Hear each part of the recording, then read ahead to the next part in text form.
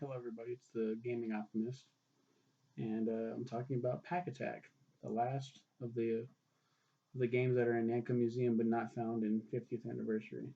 So we're done with the arrangement, and now we're doing Pac-Attack.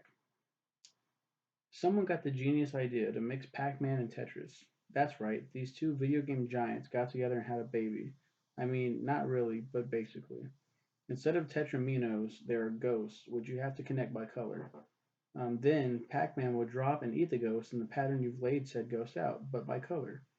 It's pretty enjoyable, though I still prefer Tetris. This is a terrible review because it's oversimplified. Pack Attack is not like Tetris. It's like Tetris in the fact that it's a falling tile puzzle game. So it comes down from the top and goes down. There's also like um, what is that called? Super Puzzle Fighter, which Mortal Kombat tried to do with that Puzzle Combat. Those are pretty similar, but they're not Tetris. Tetris is its own thing. There might be clones of Tetris. I think there are clones of Tetris out there that follow that whole like you have to connect you just a line, right? And with these different shapes, somehow make a line. A Tetris in Tetris is like four all connected along, a huge score. Other puzzle games follow that format of the falling down from the top and don't reach the top, but very differently. Like Pack Attack is more like Super Puzzle Fighter, Puzzle Combat, Yoshi's Cookie, Doctor Mario.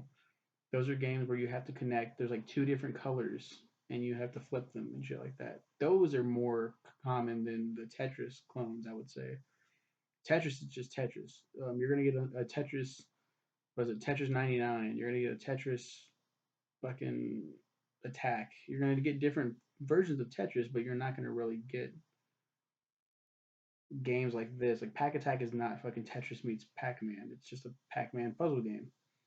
Um, and I left out the fact that this is an adaptation of the 1992 game Cosmo Gang the Puzzle. It was released for arcades and the Super Famicom in Japan. Um, so basically, what Namco did, what USA did, really was take this game Cosmo Gang the Puzzle, and yeah, blocks are cleared by stacking them, which defeat enemies in its path. So this is like basically the same game as Cosmo Gang the Puzzle, but with a Pac-Man skin, which some might argue is better because it's not. It's more palatable for a casual audience such as myself. Pack Attack has won a lot of awards. Like people like this game a lot. They praise it. Um, some don't praise it because it's not fucking Tetris. It's a Pac-Man puzzle game, and if you like Pac-Man, awesome. It, some people might argue that Pac-Man should just be Pac-Man, just fucking eat dots and ghosts and move the fuck on.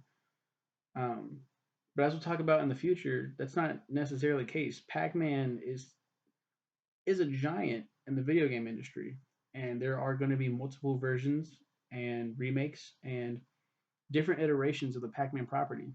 Um, and you like it or you don't, but it's here to stay. Like Pac-Man is not a dead medium by any means.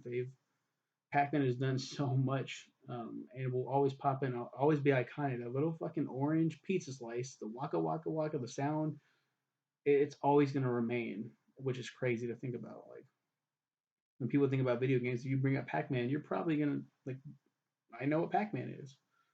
My kids know what Pac-Man is because of Google. There's a Google, which we'll talk about. I'll review that in the future, but a it says Google, but Pac-Man's in the Google letters, fucking eating dots. And it's for like the 25th anniversary, or not 25th. It's actually more than that, 50th anniversary or some shit.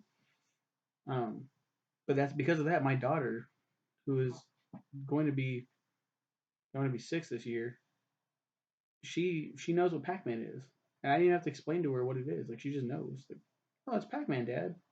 Oh, look, Pac-Man's in this game. Pac-Man's yeah, Pac-Man. It's pretty nuts.